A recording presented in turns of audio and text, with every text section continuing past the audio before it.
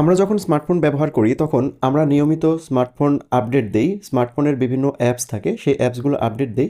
Even system update দিয়েও থাকি। কিন্তু যে অ্যাপসের মাধ্যমে আমাদের স্মার্টফোন প্রতিনিয়ত আপডেট হয়, অর্থাৎ সেই প্লে স্টোরটা কি কখনো আপডেট দেই? ভেবে দেখুন তো। না, আমরা কিন্তু সেটা কখনোই করি না। আজকের ভিডিওতে আমি দেখিয়ে দিব আপনার প্লে স্টোর কীভাবে আপডেট দিবেন অথবা আপ টু ডেট আছে কিনা সেটা দেখিয়ে দিব। চলুন আমরা মূল ভিডিও শুরু করি। ভিউয়ার্স, এরকম সব সুন্দর ভিডিও পেতে অবশ্যই পেজটা ফলো করে আমার সাথে থাকবেন। আপনি আপনার মোবাইল থেকে প্লে স্টোরে চলে যাবেন। দেন এখান থেকে আপনার ইমেলের যে ইমেজ আইকন রয়েছে সেই ইমেজ আইকনের উপর একটা ক্লিক করবেন। দেন এখান থেকে চলে যাবেন সেটিংয়ে। সেটিং থেকে চলে যাবেন অ্যাবাউট এই অপশনে। দেন এখান থেকে নিচের দিকে খেয়াল করুন প্লে স্টোর ভার্সন। এখানে দেখুন লেখা রয়েছে প্লে স্টোর আপডেট। জাস্ট এখানে একটা ক্লিক করবেন।